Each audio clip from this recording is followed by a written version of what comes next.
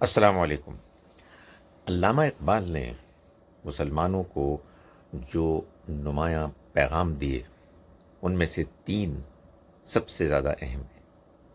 ایک یہ کہ مسلمان سوئے ہوئے تھے، انہیں جگایا۔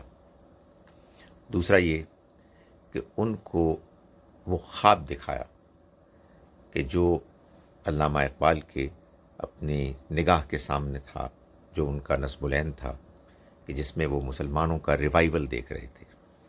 اور نمبر تین، انہوں نے مسلمانوں کو آگاہ کیا کہ وہ جس طرح سے اس وقت اپنی دینی سوچ کو لے کر چل رہے ہیں، اس سوچ سے وہ خواب شرمندہ تعبیر نہیں ہو سکے گا۔ پہلا کام جو انہوں نے کیا کہ مسلمانوں کو، سوتے ہوئے مسلمانوں کو جگایا، اس میں ایک نمایاں شعر ہے جس کا مفہوم یہ ہے کہ تم نے اے مسلمان نوجوانوں کبھی یہ سوچا ہے کہ وہ کیا شاندار ماضی تھا، وہ کیا شاندار آسمان تھا جس میں سورج بھی تھا، چاند بھی تھا اور ستارے بھی تھے، اور تم اسی سے تعلق رکھتے ہو۔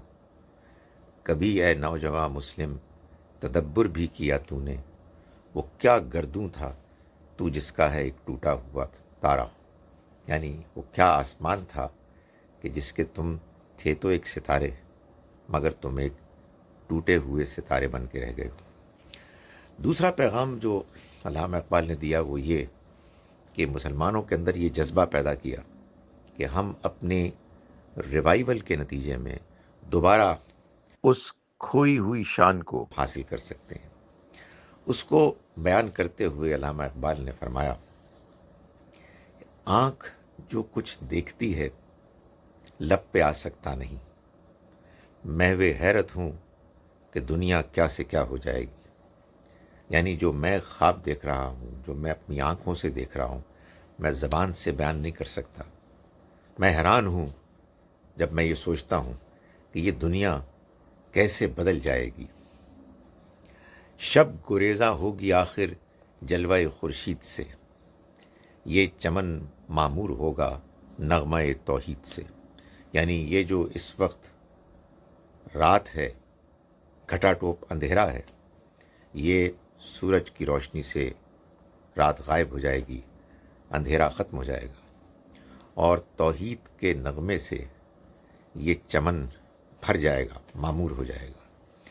لیکن انہوں نے مسلمانوں کو تنبیہ کی کہ یہ جو تم پرانی سوچ لے کر چل رہے ہو، یہ سوچ اس خواب کو شرمندہ تعبیر کرنے کے لیے بالکل ناکافی اور ناموزوں ہے۔ کیوں؟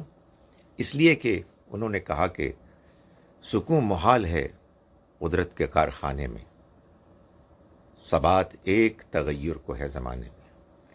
یعنی اللہ نے جو دنیا بنائی ہے اس میں سکون نہیں ہے، اس میں تغیر ہے، تبدیلی ہے، چیلنجز ہیں۔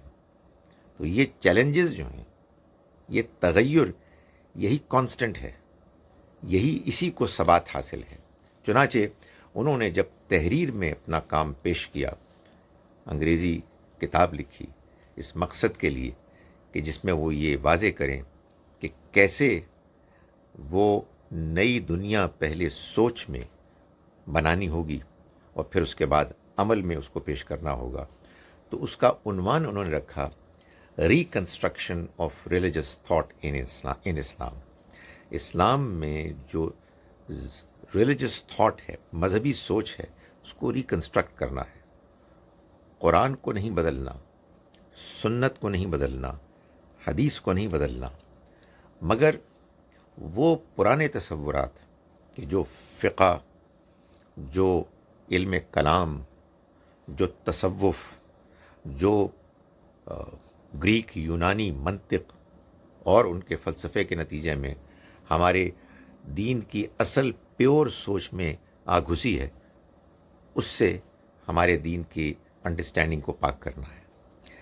یہی کام ہے کہ جو جاوید احمد غامدی صاحب نے اپنی تمام کتابوں میں کیا ہے، بالخصوص ان کی کتاب میزان میں جو دین کا انہوں نے نقشہ پیش کیا ہے، اس میں انہوں نے اسی طرح سے اس دین کی پریزنٹیشن کو پیور، خالص قرآن، سنت اور حدیث کی روشنی میں پیش کیا ہے، جس میں نہ علم کلام، نہ فقہ، نہ تصوف، نہ کوئی اور سوچ ہے جو انسانی سوچ ہے، اس کی آمیزش ہے۔